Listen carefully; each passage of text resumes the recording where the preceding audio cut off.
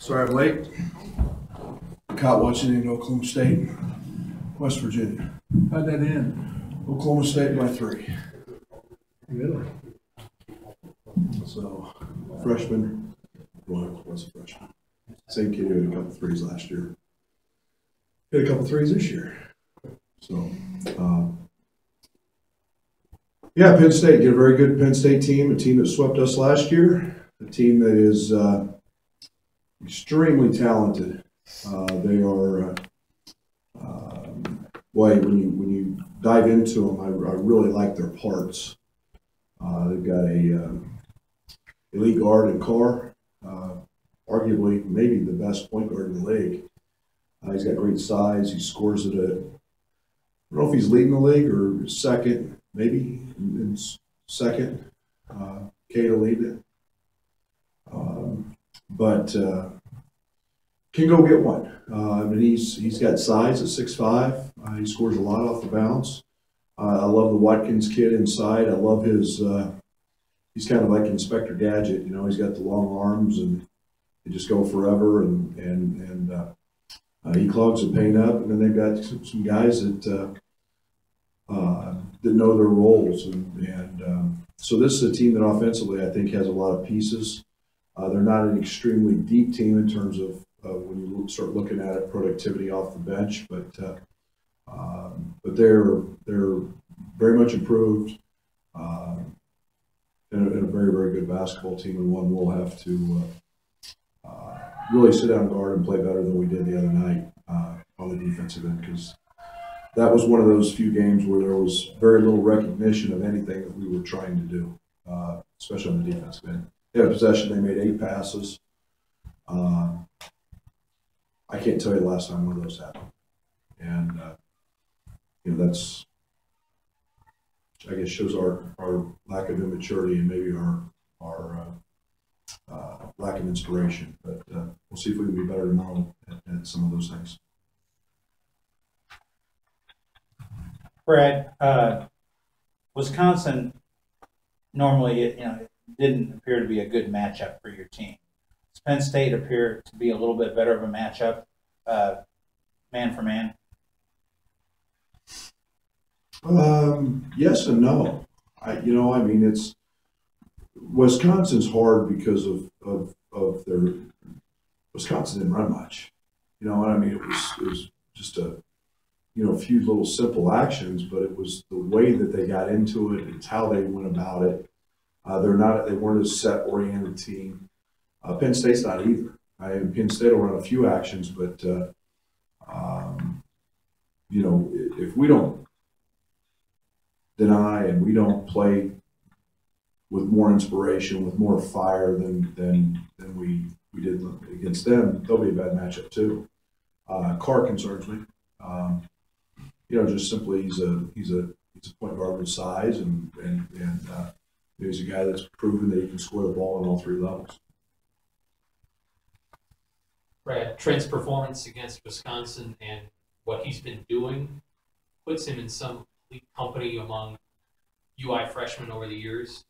Would you have predicted what he's doing now at the outset of this season or when you first arrived and worked with him? Well, I think you'll remember I said early, he's going to have some big games for us. He's that type of scorer. And I said earlier, again, you remember I said he's got a lot of swagger. He's the one kid that I knew had tremendous swagger. To be as consistent, I think if you take his 4 for 30 start out of it, Trent's pushing 43, 44%, or right about there from the 3. You take, I may be wrong on this. I'm not sure he scored against Northwestern. But he had to go through the process of learning how to play. His basketball IQ is really high. His feel's really high. So that expedites his learning curve.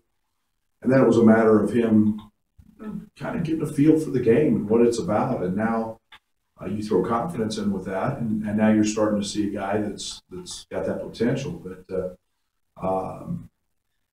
I knew he'd have big games. I knew there'd be some nights where he was going to have 20+ point nights because he's that guy. That's who he is. He he can do some things that not a lot can. And, you know, he's put himself into, you know, a nice place, you know, with 30-point games, and he's a really good player. He's a really good player. He's got, the thing that's exciting about him is he's got a whole other level or two to go to, because he's going to continue to improve and get stronger and do those things as well. Coach, late in the second half, particularly in the half court, a lot of the offense was trying to go and getting one. And you said that that's not necessarily something you always like. Does that change your game planning going forward? And maybe Sure. what wasn't working with the traditional spread offense? 2 for 13 from your, I mean, the object is to score. I don't care where it comes from. And you know, it's a difference. You look at the longevity. You look at my coaching career.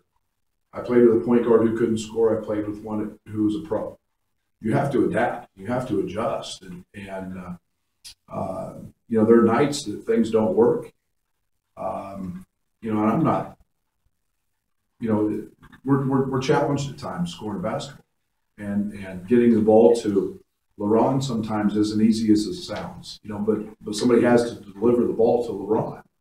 And, you know, you start going back and looking at the film, there were a lot of feet in the paint. And you know, kind of spreading it, giving the ball to Trent was a pretty good option. He's the one guy that can make that. And as long as teams are going to switch us, we're going to attack it. And I'm very much a guy who's going to ride the hot hand of a guy who gets it going.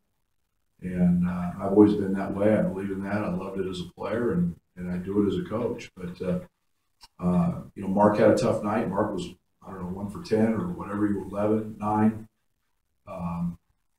You know, and you know, Mike didn't get going, and AJ hit one late, but you know, it's just, you know, there's not a lot of space, and when there's not a lot of space, we got to get things figured out there.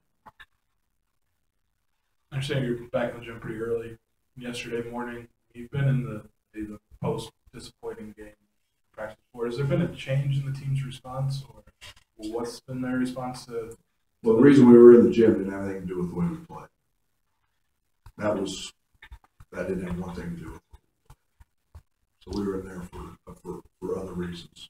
And I keep saying this is a process. It's about growth, and it's about culture.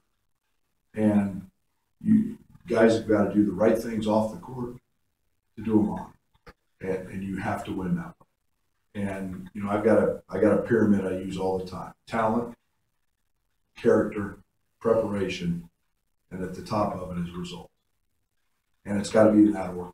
And our reason for being in the gym wasn't what we did together on the court. So we've got to get some things right there. And you know, they were told before they knew. So, but yeah, we came around yesterday. We had a pretty good hour and a half, hour and 45 minute workout.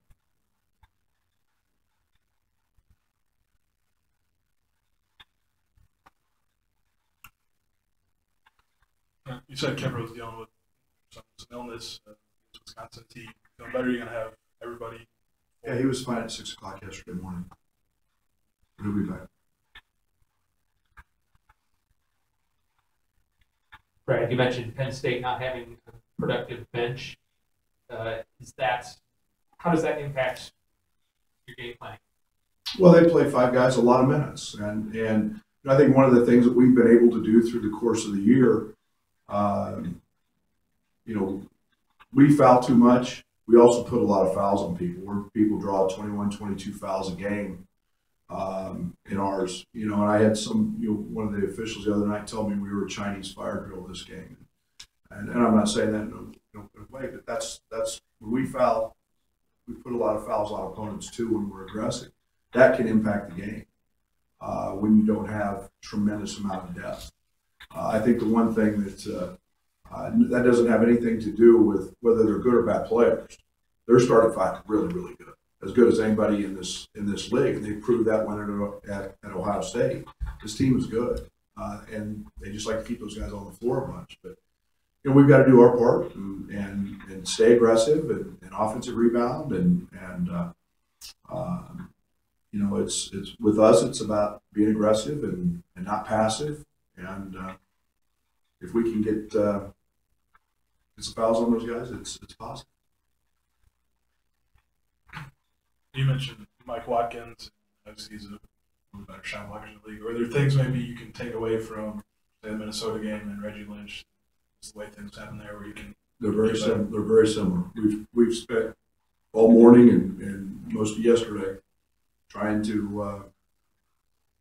work on that, and it's it's some different things that we've got to do. He's Reggie's was an elite shot blocker, and Mike does those same things, and there's it's not the first time. I think we've grown a little bit, seeing Michigan State's length and size, and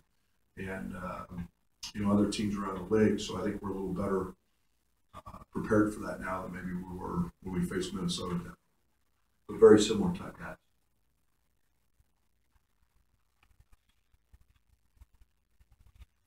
Thanks, guys.